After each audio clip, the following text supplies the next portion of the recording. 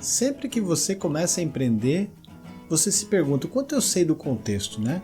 Então esse vídeo a gente vai explicar aqui algumas técnicas típicas das piores e das melhores técnicas de exploração de contexto e conhecer o seu cliente. Veja até o final.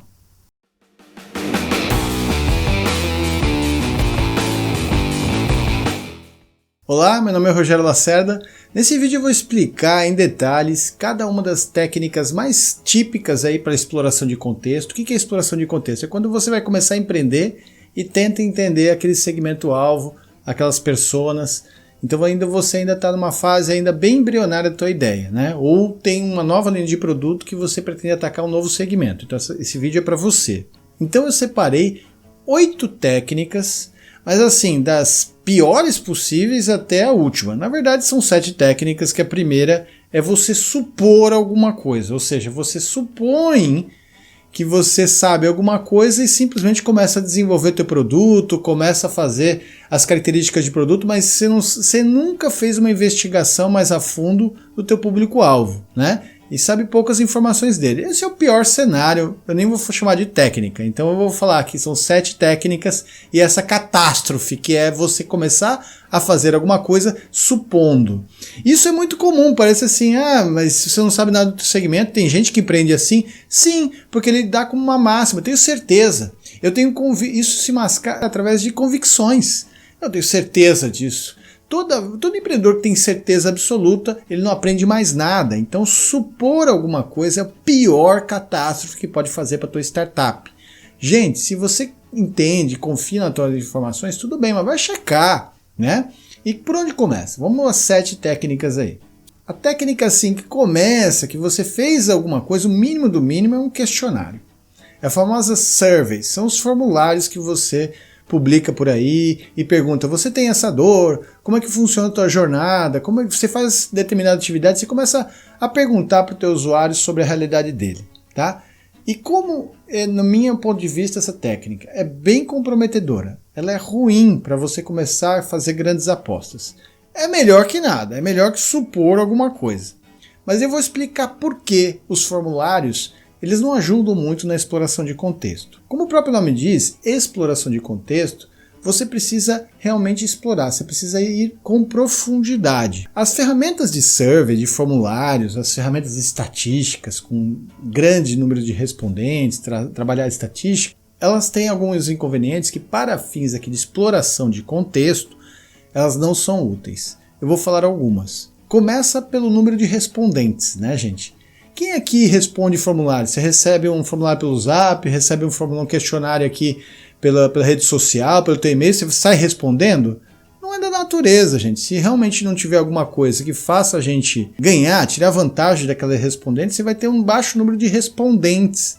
Então a qualidade daquele dado, ele depende fundamentalmente de você ter um grande número de respondentes, várias pessoas que responderam.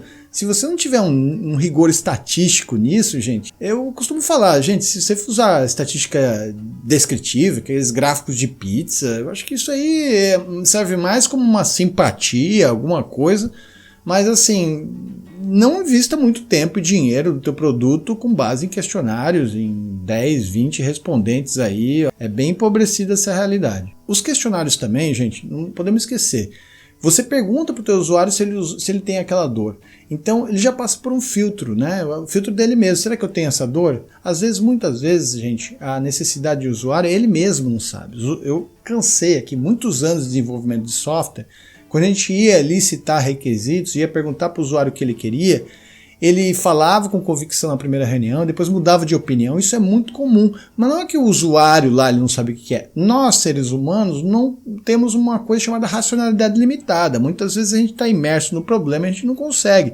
Então, pior do que ter um dado, muitas vezes, é pegar umas respondentes, tudo 10, 10, 10, 10, sim, sim, sim, sim, e responde, e você vai gastar muita energia e esforço com aquilo. Então, gente, pega muito leve na questão dos formulários questionários. Eles são muito úteis em outras áreas, né, da gestão, principalmente quando você tem base histórica, o usuário sabe bem, por exemplo, você fazer uma investigação, uma pesquisa no âmbito do varejo, por exemplo, ou como usar, quais as tendências de uma máquina de lavar, de um fogão, quer dizer, todo mundo já teve esses aparelhos em casa, de um celular. Mas em projetos de inovação, realmente o cara nem sabe do que você está falando. Então, use com muita cautela, é melhor que nada, volto a dizer, mas é uma técnica extremamente comprometedora se você está trabalhando com empreendedorismo em early stages.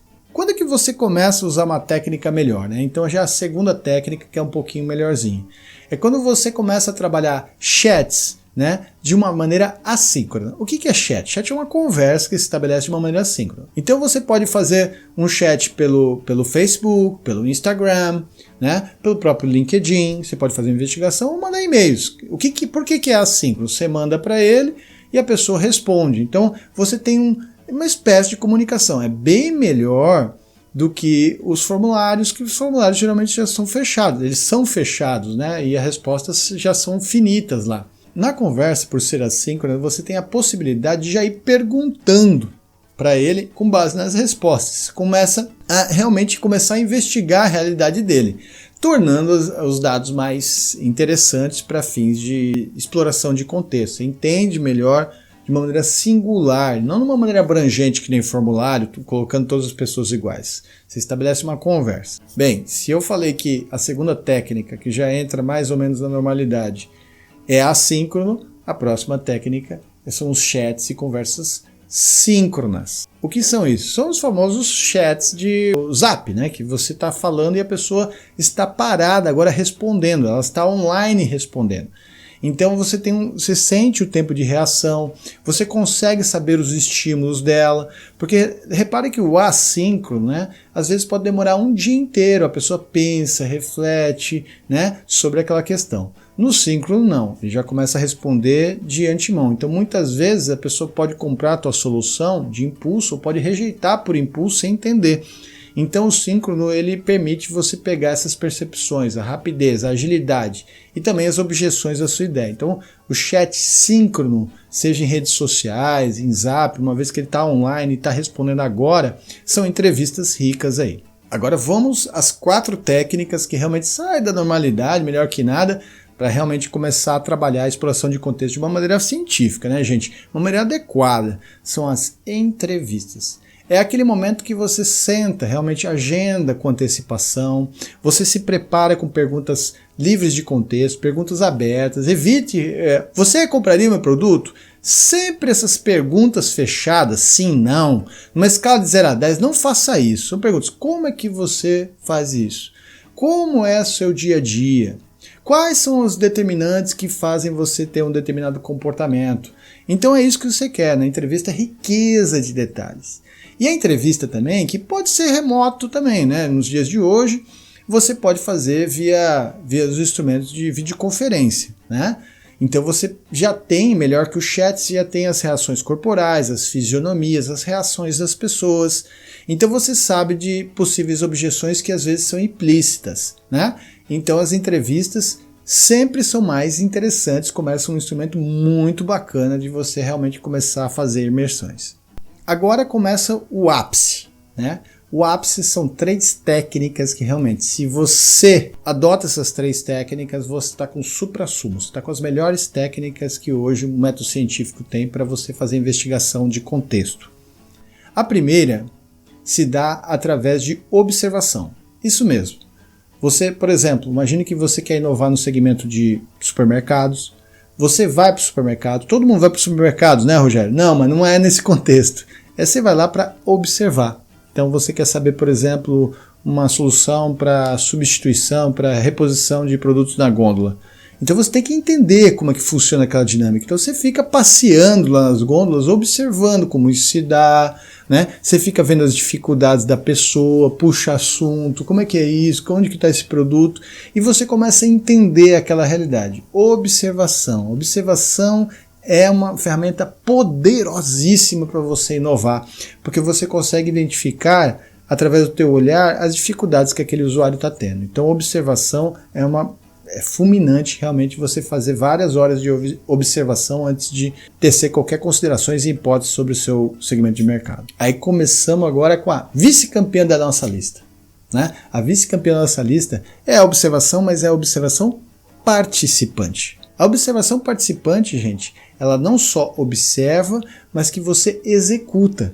Então, no caso que eu dei anterior, que você quer inovar num processo de reposição do supermercado, né? Você quer inovar nesse mercado, tornando mais produtivo, enfim, alguma coisa que melhore a realidade do supermercado, agora você não só observa, você vai repor. Sim, vai fazer a reposição lá, vai ver a realidade, gente.